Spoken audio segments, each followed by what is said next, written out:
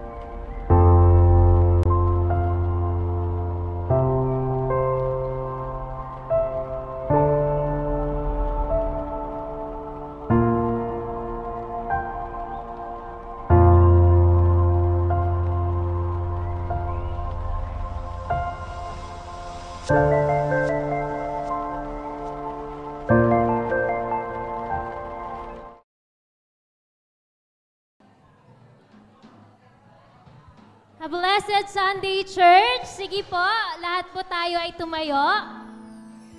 Amen. Handa na po ba tayo magpuri kay Yahweh?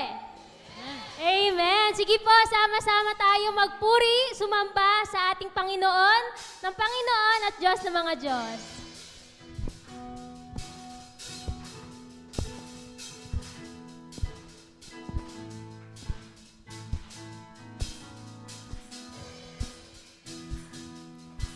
Umaawi, nagpupuri, nagdiriwang ang lahat. Papuri kay Yahweh, Yahweh, Yahweh. Tumalapit sa presensya mo, nagpupugay ang lahat. Papuri kay Yahweh, Yahweh, Yahweh. Lahat ng oras, sa bawat araw, pinupuri at sinasamba. Ikaw ang tunay na Diyos, hari ng mga hari, tapat kailanman, di nagbabago.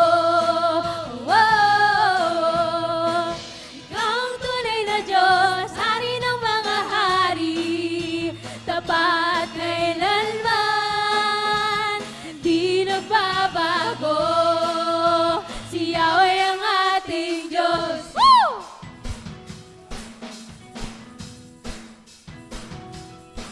Umaawi, nagpupuri, nagdiriwang ang lahat. Papuri kay Yahweh, Yahweh, Yahweh. Sa presensya mo, nagpupugay ang lahat. Papuri kay Yahweh, Yahweh, Yahweh. Sa lahat ng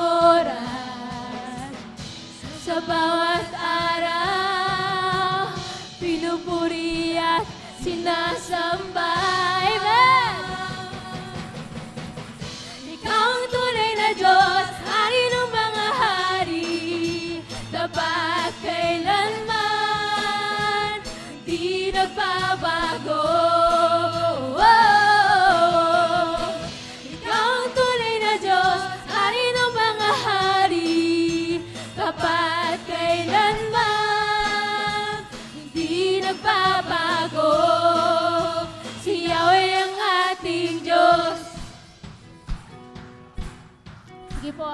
Habang inaawit natin to, let's declare it and claim it na sa pangalan ni Yahweh, may katagumpayan, may pagpapala at kagalingan. Amen po ba? Amen!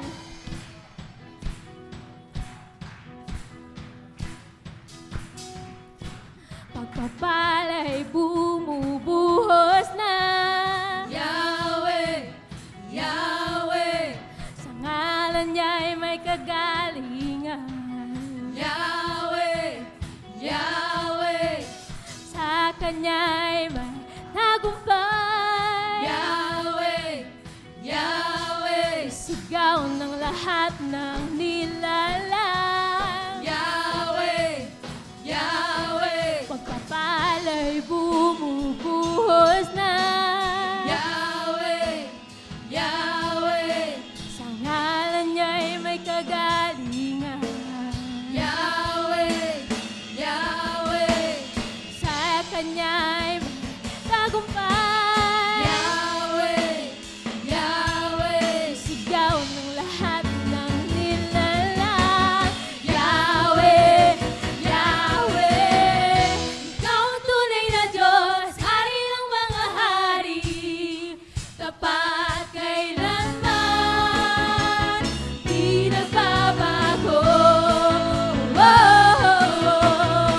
Ikaw ang tunay na Diyos, Hari ng mga hari, tapat kailanman, di nagbabago.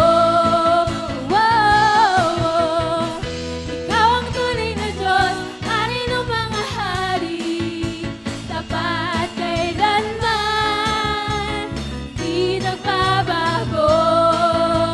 Si Yahweh ang ating Diyos. Si Yahweh ang ating Diyos.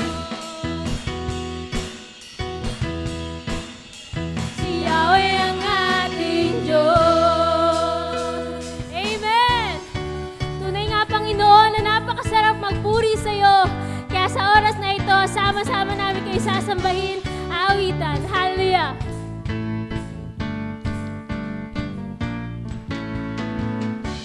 O kay sarap magpuri, sumamba sa ating Diyos. O kay sarap umawit, sumayaw sa ating Diyos. Sabay-sabay na itataas ang ating mga tinig. Sabay-sabay na sisigaw ng hallelujah. Tayo na sama-sama na mag-alay ng pagsamba. Tayo na sama-sama na umawit ng papuri sa nag-iisang Diyos, nag-iisang Diyos, Jesucristo.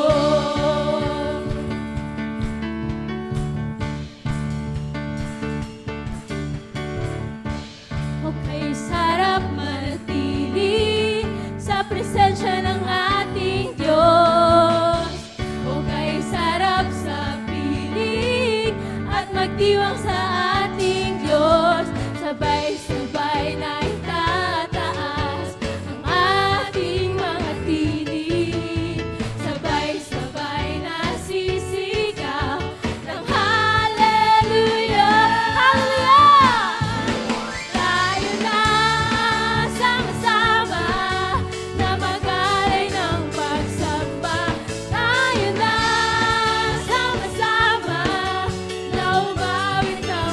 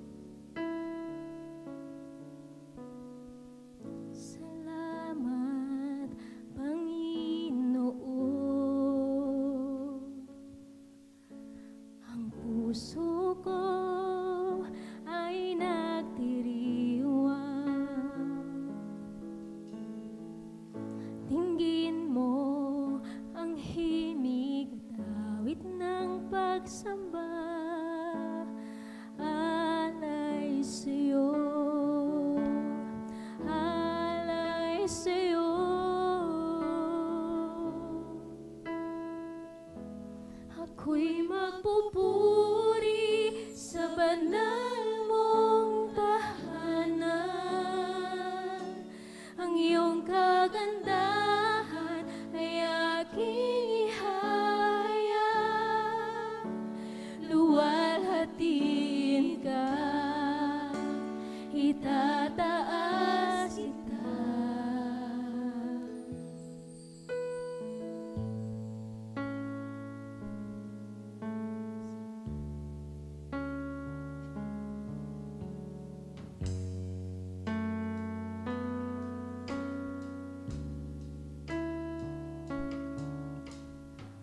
Sa bawat pangako mo, ang pusong nagtitiwala, kailanmay hindi na muling mangangamba, pagkat ako'y sa'yo. Para lang sa'yo, ako'y magpupuri sa banal mong tahanan. Ang iyong kagandahan ay aking ihayag. Luwalhatiin ka, itataas kita. Ako'y magpupuri sa banal mong tahanan. Ang iyong kagandahan ay aking ihayag. Luwalhatiin ka, itataas kita.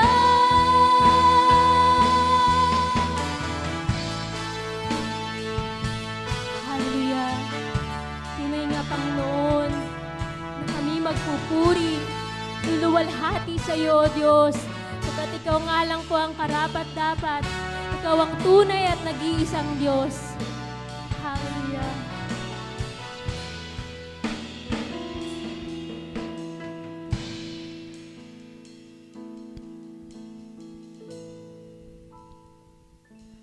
Ako'y magpupuri sa banal mong tahanan.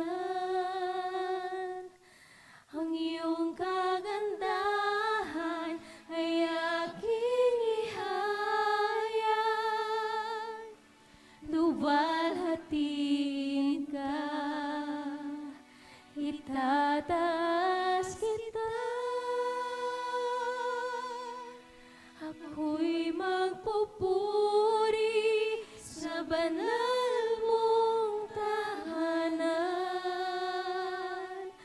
Ang iyong kagandahan ay aking ihayag. Luwalhatiin ka, itataas kita.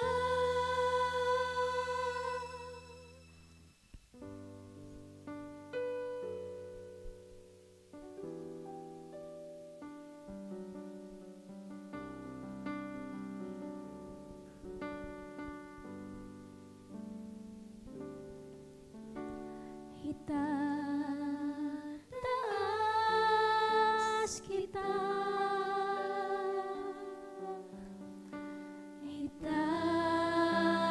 itataas kita. Sa buhay ko, sa puso ko, itataas kita. Itataas kita. Itataas kita.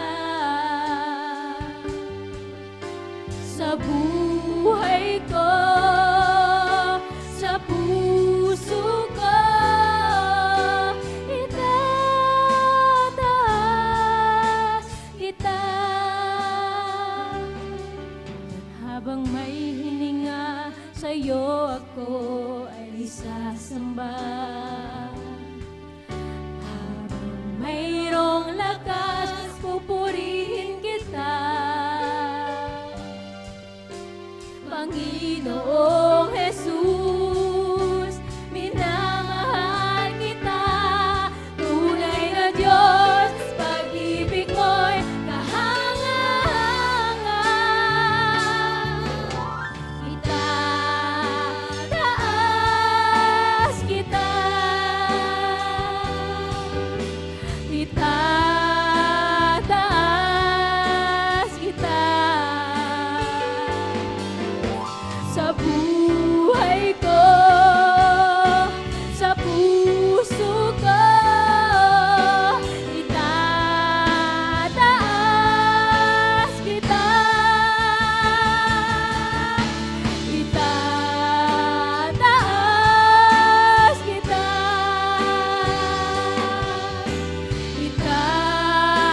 itataas kita sa buhay ko, sa puso ko. Itataas kita.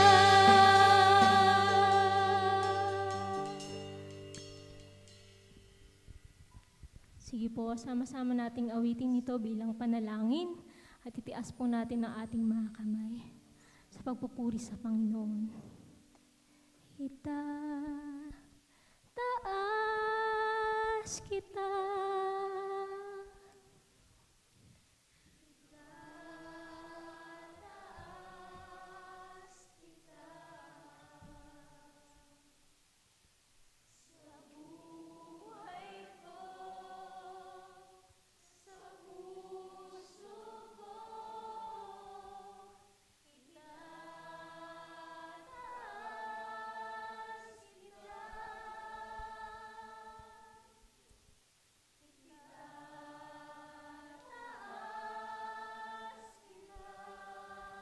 Sige po, wag po tayong mahiya.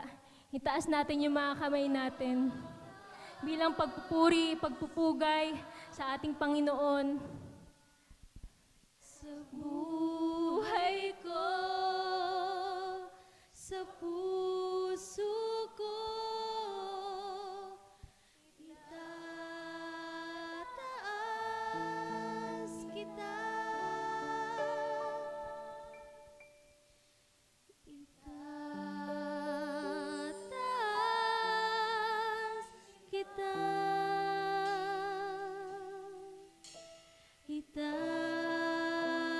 Itataas kita sa buhay ko, sa puso ko. Itataas kita.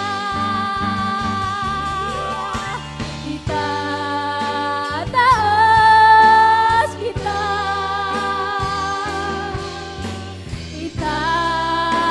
Itataas kita sa buhay ko, sa puso ko. Itataas kita. Hallelujah! Itataas kita.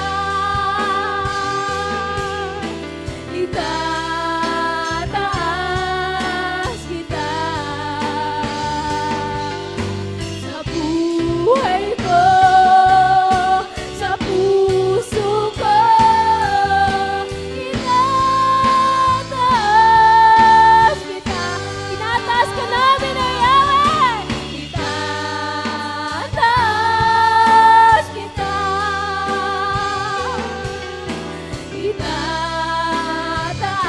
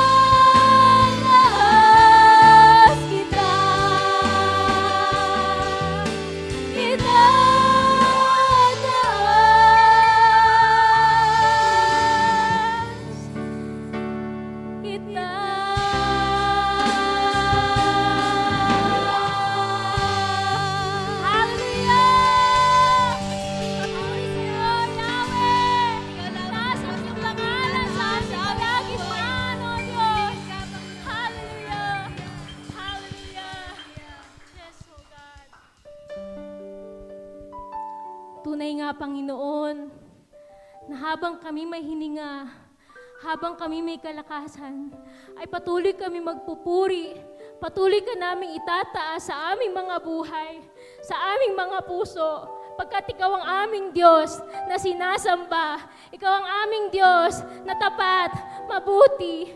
Hallelujah! Ikaw nga lang po ang karapat dapat na tumanggap na mataas na puri, pagsamba at pasasalamat. Sa pangalan ni Jesus, Amen and Amen.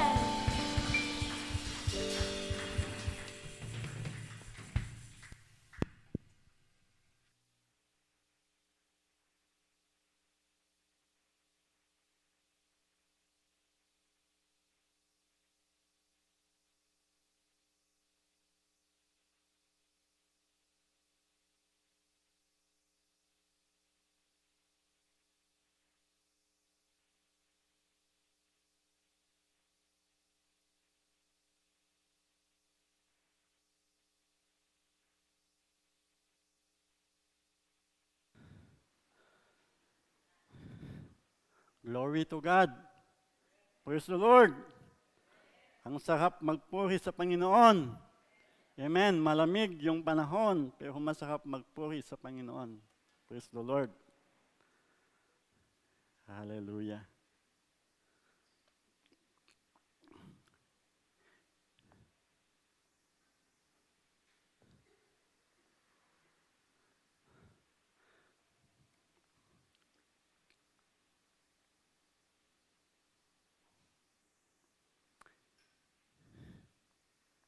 So binabati ko po kayong lahat sa pangalan po ng ating Panginoong Jesucristo.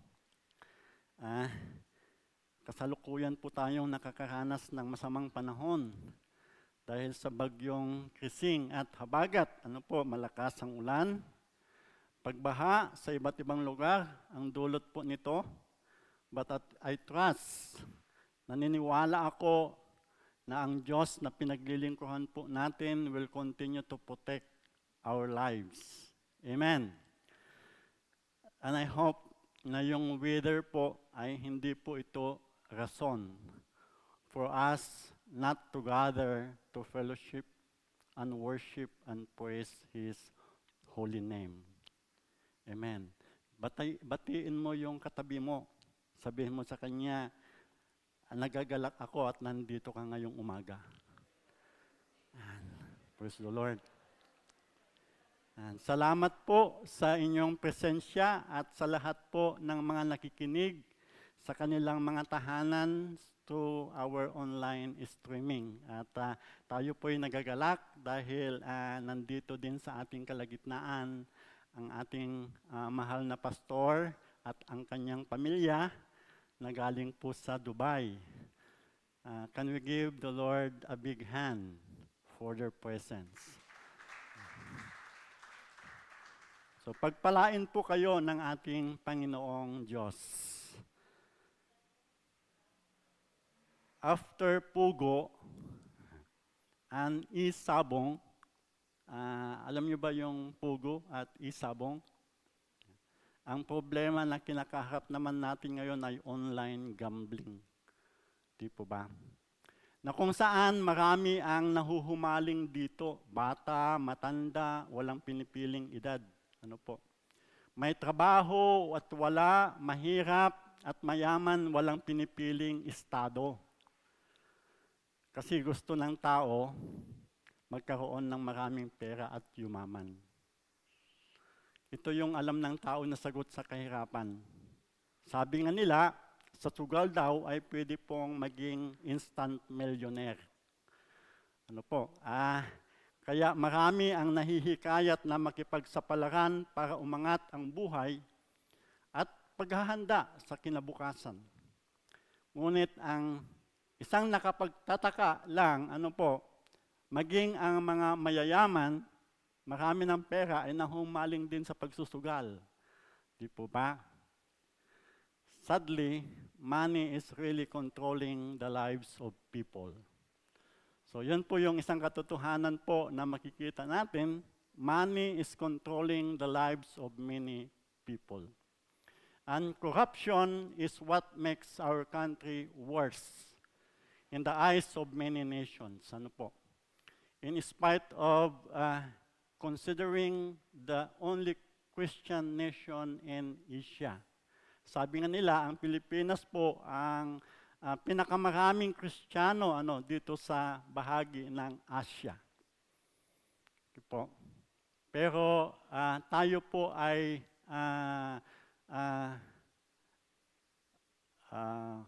ayaw ko sanang isipin kasi hindi ako naniniwala na yung ating bansa ay worse. Ano po? Dahil naniniwala ako na ang ating bansa ay pinagpala ng Diyos. So tayo ba ay nahihikayat na ring tumaya sa e-gambling? I hope not.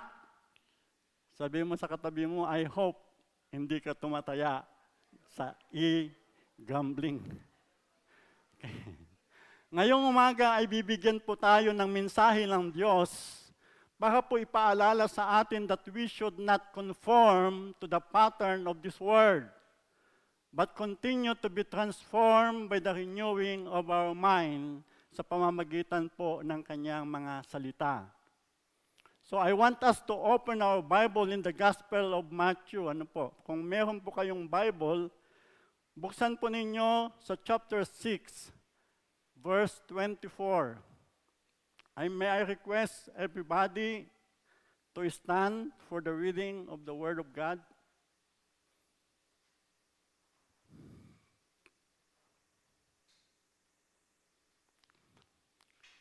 Matthew chapter 6, verse 24. No one can serve two masters, for you will hate one and love the other. You will be devoted to one and despise the other. You cannot serve God and money. May the Lord bless the reading of His words. Salamat po. Tayo po ay makakaupo na po. First, I just want to give my appreciation to Pastor Nelson for taking my assignment last Sunday. Maraming salamat, Pastor. For a short notice, kinuha mo po yung aking slot last Sunday. And I am thankful. Ako'y nagpapasalamat dahil he almost preached the same topic as I am preparing that Sunday. Kung ano po yung piniprepare ko nung Sunday, he almost preached. Parang yun na rin. Not exactly the same, or else I have to change what I have prepared today. And God is putting everything in order. Talagang ang Diyos natin, nilalagay po niya sa lahat na tama. So the Word of God that we have just read insinuates or suggests that man serves two masters. Na ang tao po ay naglilingkod sa dalawang masters, God and money. Is this true? Yes, it is. It is not fake news. Hindi po ito fake news. And the Word of God also tells us that we cannot serve them both. Hindi po natin pwedeng pagsabayin na paglingkuran ang Diyos at ang pera. Either we have to hate and despise the other, or you will be devoted and love the other. Pero nagtataka tayo, where is Satan or the devil in the picture? Nasaan ba nasaan ba yan? Nandun ba si Satan? O bakit wala dyan si Satan? Wala dyan si devil doon sa picture po. Hindi siya binanggit, but do not be deceived. Dahil po, si Satan po ay nagtatago po sa likod ng pera. Hindi halata. Hindi po halata dahil ayaw naman talaga ng tao na maging Diyos si Satan. Ayaw naman ng tao na maging Diyos si Satan, di po ba? Kahit yung mga masasama, ayaw nilang maging Diyos si Satan. And Satan is misleading us ever since. Because his intention is for us to hate and despise the true master. the same way He destroyed Adam and Eve. Ano po? In the Garden of Eden. He lied to them by telling them that they can be God and on everything. And from that time on, the man and the woman that God created and put in the Garden of Eden lost everything to Satan to serve him. Ano po? Yun po yung nangyari, ano po? From the beginning, God's purpose is for us to depend on Him. Ano po? Yun po yung nais ng Panginoon. Tayo po ay magdepende sa Kanya. All of our needs, physical, emotional, and spiritual, He will supply. Because we are created to fellowship. Ano? Yun po yung plano ng Diyos eh. We are created to fellowship with Him and to worship Him only. Ano po? Hindi naman niya tayo ginawa para tayo ay kumita ng pera. Although wala pang pera noon. Ano? Hindi po yun yung nais ng Diyos. Because He created all things before He put man in the Garden of Eden. Ano po? Lahat po ng pangangailangan ng tao ay iniligay niya doon. Bago po niya inilagay si Adam at saka si Eva.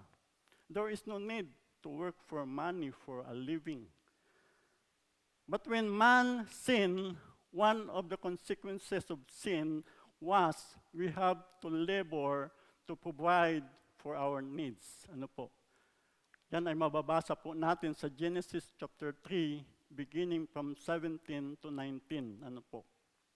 Sabi po niya dyan, unto the man, he said, since you listened to your wife and ate from the tree whose fruit I commanded you not to eat, the ground is cursed because of you.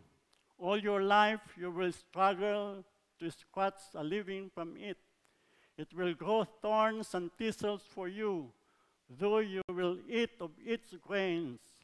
By the sweat of your brow will you have food to eat until you return to the ground from which you were made. For you were made from dust, and to dust you will return. So they have to till the land. They have to till the land in order to produce fruit to eat. Ano po? After man sinned, ang tao ay nagsimula na pong magtrabaho para meron po siyang makain. Ano po? Wala tayong choice because that is the consequence of our sin. But now we have to work for money to buy for our living. And that is our justification kung bakit tayo ngayon kailangan kumita ng pera. Para mabuhay at guminhawa po yung ating buhay. However, as man increased in knowledge and wisdom, we work hard. Hindi na lang po para sa ating mga pang-araw-araw na pangangailangan, yung basic needs po natin, but to have pleasure. Ano po? Dahil gusto na natin pong pasayahin yung ating sarili. Hindi na lang po yung basic needs yung inaatupag po natin. We need more money to spend on luxurious living to meet the desires of our flesh, which causes man to become more wicked in the eyes of God. Na kung saan lalong nagpasama sa mata ng Diyos ang tao. But God, who is rich in mercy and grace, He gives us second chance in Christ Jesus our Lord. Amen. To repent and serve the living God, our true Master. Yung totoo po nating Master. But the lust of the flesh, the lust of the eyes, and the pride of life continue to work against us. Huwag po nating sabihin na dahil po tayo ay mananampalataya na, hindi na po nagwo-work sa atin yung mga bagay na ito. We struggle. But because of discontentment and also because of discontentment, nakakalimutan po natin ang pangaral na ito sa atin. Ano po, ang pangaral, yung ating pag-uusapan ngayon, ano po, at bumibigay po tayo sa naisin ng ating laman. Ano po, our battle is getting tough and tougher every day. Ang daming ginagamit po ng kaaway to arouse or awaken our emotions, to desire for pleasure and material possessions po, that only money can buy. So what we do? We compete with the world. So anong ginagawa po natin? We compete with the world. We are tempted to work hard for money. We sacrifice our spiritual growth over money. And so little by little, unknowingly, we are already serving, quote-unquote, money. But in reality, we are serving the enemy of God. Mga minamahal kong kapatid sa pananampalataya, nangyayari ba ito sa atin? Nangyayari ba ito sa atin? Kung tunay na ang Panginoong Diyos ang minamahal at pinaglilingkuhan po natin, bakit parang kakarampot na panahon ang iniuukol natin sa Kanya? Bakit isinasakripisyo po natin ang ating paglagong espiritual para kumita ng pera? Is Jesus, our Lord, not enough for us? We sing, "You are more than enough for me." But why is our actions tells otherwise? Sa oras po na ito, nais kong tignan po natin kung ano ang pinagkakaabalahan po natin. At isipin ng mabuti yung sinabi ng ating Panginoong Jesucristo doon sa verse 19 lang, sabi po niya, "Lay not up for yourselves treasures upon earth, where moth and rust doth corrupt, and where thieves break through and steal." Mga kapatid, hindi po ito sabi-sabi lang. Ito ay katotohanan. Ito ay katotohanan po na nakikita po natin na nangyari at nangyayari. Hindi lang siya nasisira, hindi lang nawawala. Time will come, money has no more value. And soon, all the material things of this world will soon be destroyed by fire. Sino dito ang magsasabing pinagkukulang siya ng Panginoon? Wala. Walang magsasabing pinagkukulang ako ng Panginoon. Are we not precious than the birds in the air, the lilies of the valley, in the valley? Yet, we know that the Father in heaven cares for them and feeds them. Hindi ba ito sapat upang imbis na pahirapan po natin ang ating mga sarili sa kahahanap ng pera, why not spend time talking to our Maker?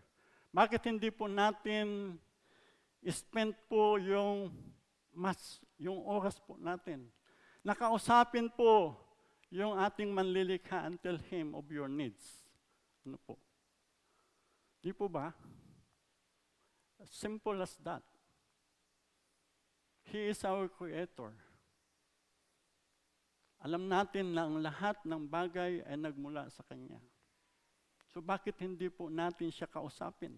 He promised to the Apostle Paul. Ano po ang pangako? Ano po yung naranasan ni Apostle Paul? Sabi niya, He will supply all your needs according to His riches in glory in Christ Jesus our Lord. Jesus is teaching us not to store up treasure on earth, but He promised to prosper us. If and when God bless you with so much possessions, ano po, dahil hindi naman po masama ang magkaroon po ng maraming pera, ano po. Kasi pangako din naman ng Panginoon yan na pagpapalain po niya tayo even in material things, ano po. Use it for His glory. Gamitin po natin ito para sa Kanyang kapurihan. and you are laying up treasures in heaven. But why Jesus teaches us not to store treasure on earth? Bakit po tinuturuan po tayo ng ating Panginoong Jesucristo na wag po tayong store up? Anong Tagalog ng store up? Mag-ipon ng yaman dito sa mundo. Because God cares for us. Because Jesus cares for me, and Jesus cares for you, and Jesus cares for all of us. He does not want us to suffer. Don't we know that those who are rich are the ones who suffer the most? Hindi ba natin alam na yung mga mayayaman, yung mga maraming pera, sila po yung nagsasuffer ng mas higit? The scripture tells us that the treasure on earth will be destroyed by moth and rust and be stolen by thieves or robbers. Ano po, yung binasa po natin sa Matthew chapter 6, verse 19. When the rich lost millions and billions and goes bankrupt, there is so much pain for them to take. Tayo nga, nakawalan lang tayo ng 1,500, ano po. Sino dito nakawala ng 500, 1,000? Ako nakawala na ako ng 500 eh. Isang araw kong pinag-isipan yon.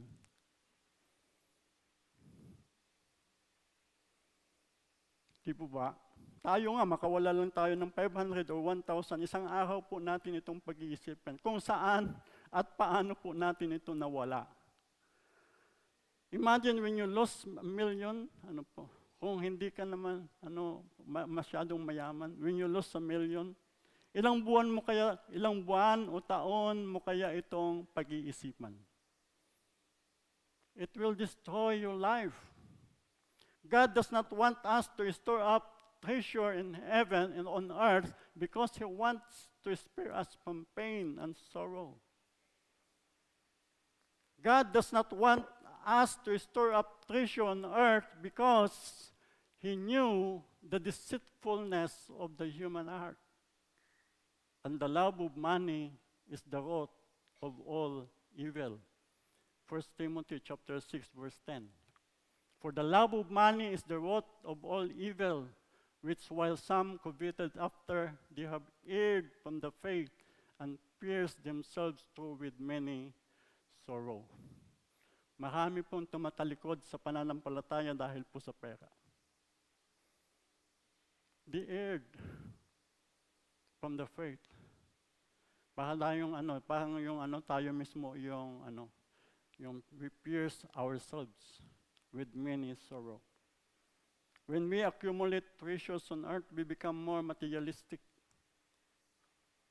The more materialistic we become, the more we desire to accumulate treasures.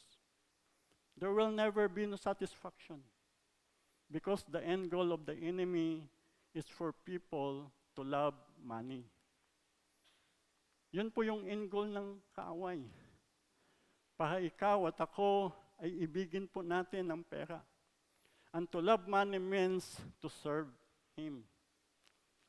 Naalala po natin kung paano tiniseta ng ating Panginoong Jesucristo doon sa wilderness. And Luke chapter 4, beginning from verse 5 hanggang 7, ang sabi po niya doon, and the devil took Him up and showed Him all the kingdoms of the world in a moment of time, and said to Him, to you I will give all this authority and their glory, for it has been delivered to me, and I give it to whom I will. If you then will worship me, it will be yours. Pero ano ang ginawa ng ating Panginoong Jesucristo? He stood His ground. He is the Messiah. He is the Son of God, the Creator of heaven and earth. He knew that the devil is lying and has nothing to offer. Alam po niya kung sino siya. Nakakatawa nga yung slide presentation ng devil eh. Diyan.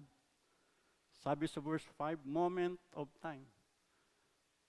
Moment means mahaba na yung 1 minuto na ipinakita niya sa ating Panginoong Hesus yung picture ng yaman ng mundo. Pang bakit moment lang? Kasi fake news eh. fake news eh. Hindi sa kanya yun eh. Di ba? Kasi hindi naman siya ang may-ari.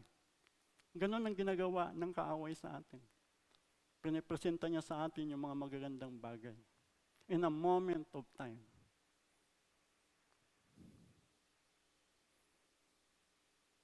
Kaya yung saya na nakakanasan ng isang tao dahil sa pagkakaroon ng maraming pera, panandalian lang po yan. Kapag hindi po ang Diyos ang kanyang inuuna. Yung pera po, pag hindi po ang Diyos ang ating inuuna, yung pera po panandalian lang. How about us? If Satan offer us the same, alam po ba natin kung saan tayo nakatayo?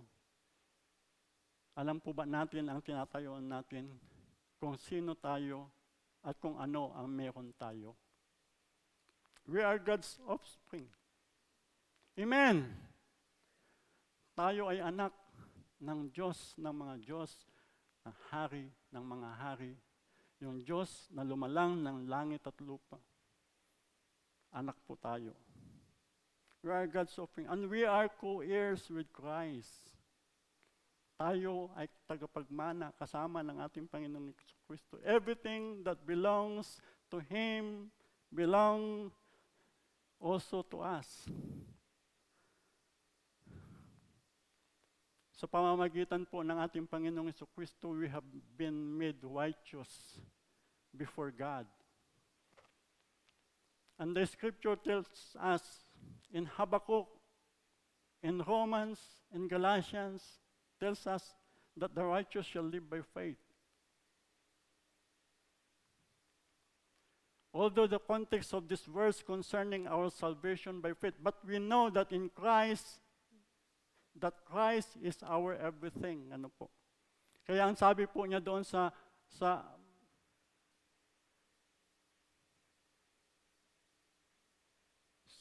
Acts chapter 17 verse 28, ano po? Sabi po niya dyan, for in Him we live and move and have our being. As even some of your own poets have said, for we are indeed His offspring.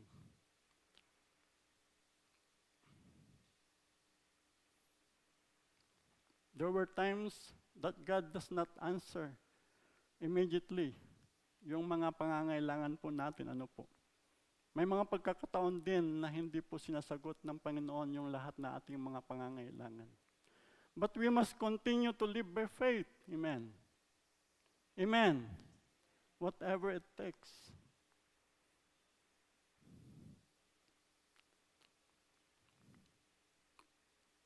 Lastly, it is not only us, individual believers, who should not store up treasures on earth, but also the church. Don't we know that the church has also the tendency to be materialistic and serve money instead God?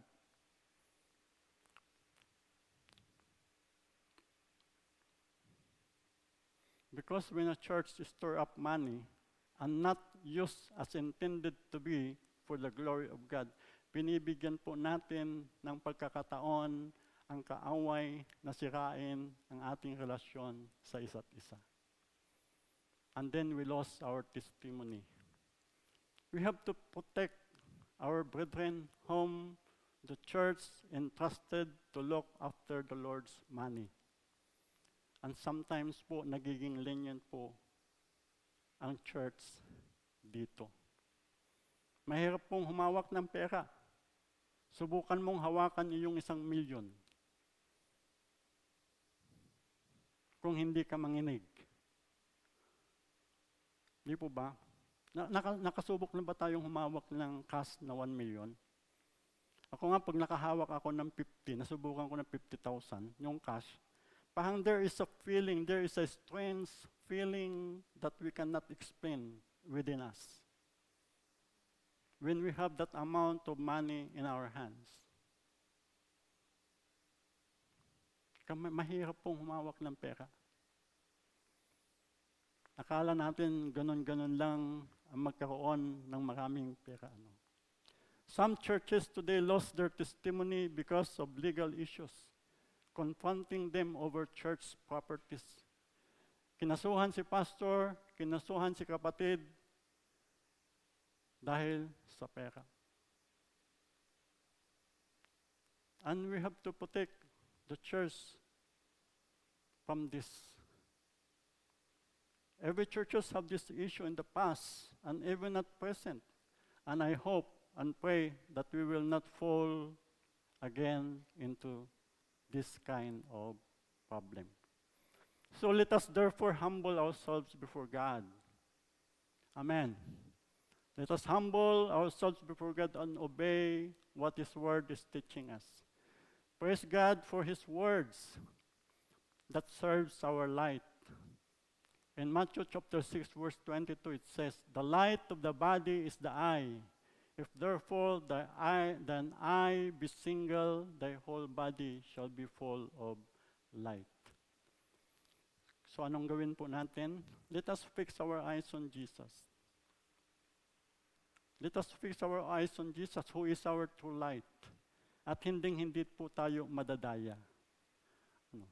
Hindi po tayo madadaya. Kahit nabibigyan po tayo ng opportunity ng Panginoon na magkaroon ng maraming pera, hindi po tayo madadaya ng kaaway dahil sa pera. At kailanman ay hindi tayo magkakamali ng paglilingkuran. When we fix our eyes on Jesus, money cannot buy us heaven or bring us to heaven. If you spend your life on earth running after earthly things, you will end up destroying yourself. Destroying your relationship with your loved ones and others, destroying your relationship with God, and definitely you will end up losing heaven. But if you seek first God's kingdom and His righteousness, you will certainly go marching into heaven. And the promise that all these things shall be added unto you will be yours. Starting today. So before we end, sino po yung character sa Bible na sinubukan po niyang paglingkuran ng Diyos at pera? Sino po yung character sa Bible ang sinubukan niyang paglingkuran ng Diyos at pera? Judas Iscariot. For 30 silver coin, he betrayed the Lord. He thought he can serve God and money at the same time. Akala niya pwede niyang pagsabayin na paglingkuran ng ating Panginoong Jesucristo at magkamal ng pera. He ended up in a miserable death. He was cursed. Alam naman natin kung paano namatay si Judas Iscariot, di po ba? This is a serious warning to us. We cannot serve two masters. Sabihin mo sa katabi mo, we cannot serve two masters. For you will hate one and love the other. You will be devoted to one and despise the other. We cannot serve God and money. Pagpalain po ng Panginoon ang yung preaching ng kanyang mga salita, pagpalain po tayong lahat. Tayo po ay yumuko at tayo po ay manalangin. Our Father in heaven, in the name of our Lord and Jesus Christ, sa kapangyarihan po ng banal na Espiritu, magpapasalamat po kami for ministering to us. Father, we ask that you continue to give us the courage, O Lord God, to receive, Lord, your rebuke, your teaching, maging po yung pagtutuwid mo sa amin, Panginoon, sa oras po na ito.